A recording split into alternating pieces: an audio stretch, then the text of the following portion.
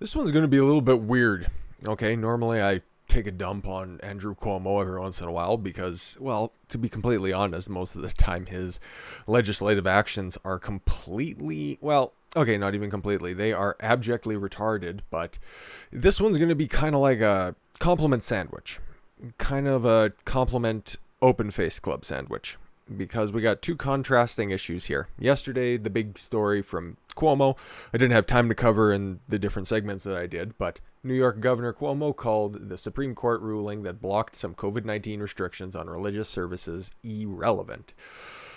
The Supreme Court, as it's constituted right now, 6 conservatives, 3 liberals. It ended up being, 5 conservatives and 3 plus Roberts in the ruling, so his restrictions on religious services being suspended due to stupid COVID, it didn't hold up to scrutiny at the Supreme Court level. So back again at Business Insider because I said, you know what, I like what they do. They cover shit, and hopefully this one's a little bit better. It kind of is. Governor Andrew Cuomo on New York has called of New York, not on New York. He doesn't sit on top of it. He just rules over it with an iron fist when he isn't too busy sitting on it. Has called a Wednesday Supreme Court ruling irrelevant, Reuters reported. The Supreme Court ruled 5-4 against New York state COVID-19 restrictions that limited attendance at religious services in places with extreme COVID-19 outbreaks, designated red or orange zones, whatever. Cuomo told reporters on a call Thursday that the decision would not affect New York rules because the area of the case was no longer considered a red zone. So he's just trying to find little ins and outs in order to, be a little dictator. Not quite the same little dictator that his brother is, and not quite the full-blown, governor that his old man was. I haven't done enough research on Mario Cuomo to really come to a conclusion on him. I know I've heard good things. I've also heard bad things, so his old man's off limits until I learn a little bit more. But the kids, oh buddy, they suck. But like I said, I'm going to be giving props to him in a minute. It's irrelevant from, any practical impact because the zone that they were talking about has already been moot, he said. And the case was brought by the Catholic Diocese of Brooklyn and 2 Orthodox Jew synagogues that said they were being unfairly singled out by the rules, according to Reuters. The case was based on an October decision by Cuomo to shut down businesses considered non-essential in areas with severe outbreaks. The state identified areas as orange, yellow, orange, and red, based on the severity of the coronavirus infections. In some places, it's purple and blue and green and magenta and whatever color of hair a SJW can have. It's normally going to be somewhere. It's going to be a fucking hotspot zone, so who gives a shit? Unless you're, one of the smart governors out there who actually give a shit about the economy and the well-being of their populace, because, lockdowns don't work, people. I'll say it again. The diocese said it was being singled out over a certain business in the same area. Well, exactly. If you're allowing big box stores to stay open, but at the same time you're punishing only churches and places of worship, something seems a little bit off. You're kind of seeming like, I don't know how to delicately put this, but godless heathen. I think this was really just an opportunity for the court to express its philosophy in politics. I think it's an excellent example of the court being, 5-4 conservative for most of the time. Even though I forget which ruling Kavanaugh made that made him seem like he was definitely a quasi-liberal as well. So, my 6-3 majority for conservatives. We're not going to have any pussy rights anymore. Just fucking look at these recent rulings from the SCOTUS. Bunch of dorks. But enough about Sammy Strawman. Roberts wrote the rules seemed unduly restricted. Again, he's using James Comey type logic. Okay, Hillary Clinton did something wrong, but we can't really do anything about it. You're on the highest court in the fucking land, retard. You're supposed to be somebody who's constitutionally aware, but instead you're functionally retarded. With a great head of hair, though. But he also said he believed relieving religious services from the order was unnecessary, as rules were no longer in place. So instead of setting precedent like, justices and judges should, he would just not rule on it because he's moronic. Justice Amy Coney Barrett joined the conservative majority. Thank God, because she has also ruled in favor of lockdowns.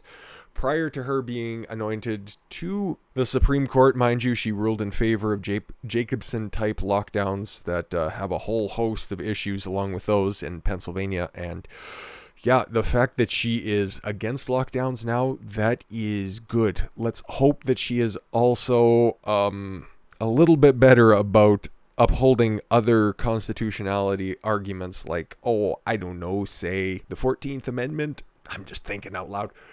Justice Amy Coney Barrett, like I said, joined the conservative majority, illustrating the ideological impact of her recent addition to the court, which ruled differently on the subject than it had earlier when Justice RBG was on the bench. Yeah, ain't that a fucking shame? But yeah, I guess if you're an Orthodox Jew in Brooklyn, or if you're a Catholic as well, feel free to go to places of worship because your restrictions are no good here, Andrew Cuomo. But now I gotta stick up for the cantankerous old wop. Cuomo defends Trump. I jumped the gun on that one, god damn it. Against unprofessional and really biased media. That sounds exactly like it could have been a Trump quote. Really biased. Everybody agrees. They're the most biased media. Everybody knows it. New York Governor Andrew Cuomo criticized media treatment of President Trump in a Monday interview on the Albany-based WAMC Pacer Radio. Cuomo's remarks came after he had his own testy exchange with the Wall Street Journal reporter Jimmy Vikeland. Covered that before, and I didn't know that it was Wall Street Journal. Maybe I did. Wall Street Journal is usually pretty good, and it could have been just a bad day because, Bill de Blasio was running late, right? At his own press conference the same day, after Vikeland pressed him on whether New York City schools were about to be shut down. He kind of thought they would, but Bill de Blasio was shutting them down the next day. So, to be completely fair, yeah, he was confused regarding the issue. Yes, because he was under one assumption, and old Woody from Toy Story with AIDS was locking everything down. He looks like a cartoon sidekick, doesn't de Blasio? However, during the subsequent interview with WAMC's Alan Chartok, that's a hot radio name, Cuomo said reporters had adopted a nastier tone and disrespect that never existed towards politicians. What? Cuomo saying this? That's, good? However, no point in reading that again. The way they question President Trump at some of these press conferences, I've never seen that tone with a president, Cuomo said. There are reporters who just are unprofessional, don't know the facts, and ask really biased questions. You want to say, well, I don't like the president, and I disrespect him. I know, but it's still the office of the president. And you know what? He actually came out early during the pandemic and was one of the many Democratic governors that was given praise to Trump. And he said that I couldn't imagine anybody could be doing a better job at this point. So it's not totally off-brand from Cuomo, but at the same time, he goes completely off in the left field every once in a while. So I fucking definitely got to give him props for this one, because when it comes to giving props to Trump when he deserves them, at least in his eyes, he's not afraid to voice his respect. I like to see it every once in a while. The relationship between Trump and reporters and itself been the subject of intense media coverage. Well, justifiably so. Reporters and the president have sparred since 2016 presidential campaign began. 2015 is a lot more accurate when he came down that golden escalator at Trump Tower. Oh my God. You guys remember that? Fuck. Who would have thought we would have been in for such a ride? I guess the story goes, according to Don Jr., that the old man was told that, you know what, nobody's going to respect me after this, so here goes nothing. Paraphrasing a little bit, but he knew that shit was about to hit the fan after he took that now famous escalator ride. And just to wrap this up, they got to reference their Emmy Award-winning segments on Little Brother's CNN News. Cuomo's own coronavirus press briefings were widely covered in March when pandemic slammed New York City and its surrounding environments. The governor also regularly appeared for interviews on his brother Chris's and anchor at CNN. Boy, they need a copy editor for this one. Yeah, if you guys remember during that time, I know it seems like it was 3 years ago, but it was only just a few months ago, but everybody was thinking that, Cuomo should really run for president.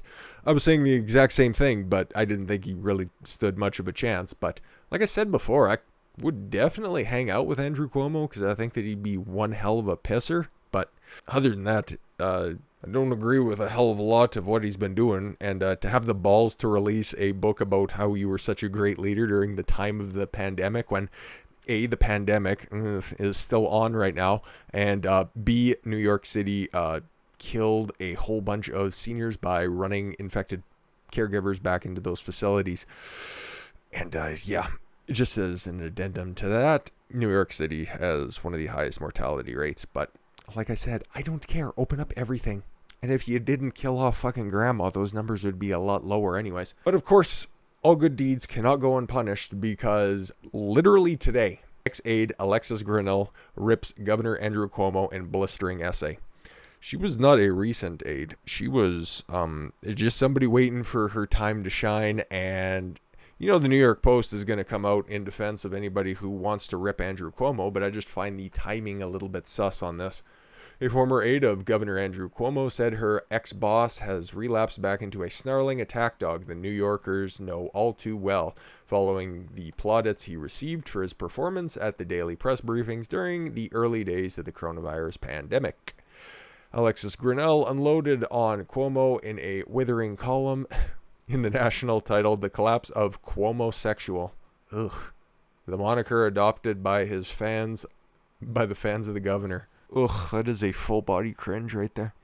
She was Cuomo's deputy director of intergovernmental affairs when she was state attorney general. A little disingenuous to just call her an aide now, hey? Andrew Cuomo New Yorkers know and mostly tolerate the snarling attack dog who gaslights fellow Democrats and deploys staff to call his female critics fucking idiots.